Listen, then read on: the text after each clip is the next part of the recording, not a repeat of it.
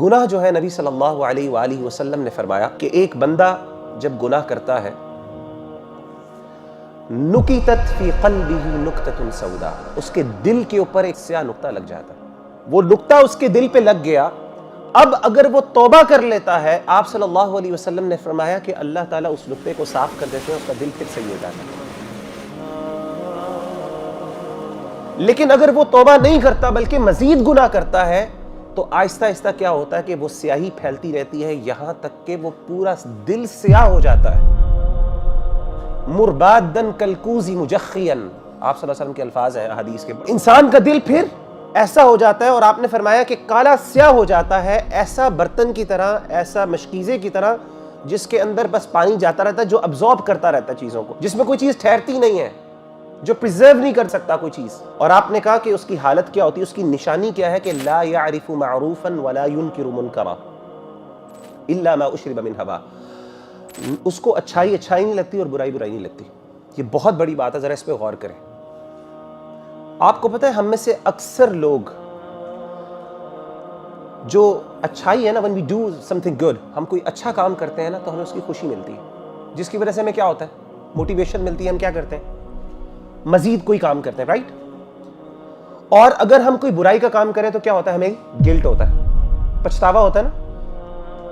تو اللہ تعالیٰ فرماتے ہیں جب انسان گناہ کرنا شروع کر دیتا ہے تو ایک وقت آتا ہے کہ انسان کا گلٹ بھی ختم ہو جاتا ہے اور جو اچھے کام کرنے کی لذت اور مٹھاس ہوتی ہے وہ بھی ختم ہو جاتی ہے.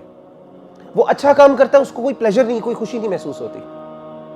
اور اگر کوئی گناہ ہو جاتا ہے تو جیسے حدیث میں آتا ہے ویسے یہ جیسے کہ ناک میں مکھی بیٹھ گئی، اس نے اڑا دی، اس کو کوئی پتہ نہیں چلا. It did not affect his heart at all. کسی لیول پہ اس نے افیکٹ نہیں کیا اس کو. تو نہ اس کو اچھائی اچھائی نہیں لگتی، برائی برائی. اس کا ایک مطلب یہ ہے کہ انسان کو اچھائی پہ لذت نہیں فیل ہوتی، خوشی نہیں محسوس ہوتی، اور برائی پہ انسان کو تکلیف نہیں ہوتی. گناہ کر کر کے اس کا دل ایسا سخت ہو جاتا ہے، ایسا سیاہ ہو جاتا ہے، ایسا زنگ لگ جاتا ہے، اس کو گلٹ نہیں ہوتا، وہ اثر نہیں ہوتا دل کے اوپر. تو اس کا مائنڈ تو اس چیز کو قبول کر رہا ہوتا ہے لیکن اس کا دل کسی بھی لیول پہ انفلوئنس نہیں ہو رہا تھا. جیسے سیریل کلرز ہوتے ہیں. سیریل کلرز کیا ہوتے ہیں،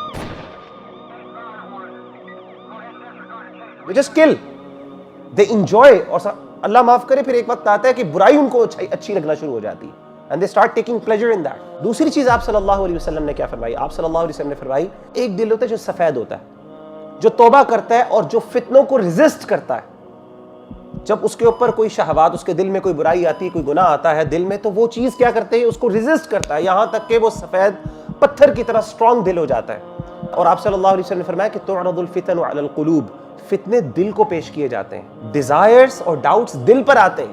اور آپ صلی اللہ علیہ وآلہ وسلم کی اس حدیث سے میں پتہ چلا کہ جو بندہ ان فتنوں کو، ان ڈیزائرز کو ریپیل کرتا ہے، نیک سے نیک شخص بھی، اس کا بھی دل چاہتا ہے کہ وہ بھی ریلیشن شپس انجوائے کرے، وہ بھی جا کے اسموکنگ اور سگریٹس کو جو ہے اسموک کرے اور جو ہے نا ڈرنک کرے اور پتہ نہیں یہ سب کچھ کرے. ہر بندے کا دل چاہتا ہے. تو آپ صلی اللہ علیہ وسلم جو ریپیل کرتا ہے ان فتنوں کو، ان ڈیزائرز کو، جو دل کہتا ہے نہیں، I have to stand on my grounds, I cannot let myself go، self control کو، سیلف ڈسپلن کو پریکٹس کرتا ہے، پھر وہ ایک وقت آتا ہے اللہ اس کو ایسی ایبلٹی دے دیتے ہیں.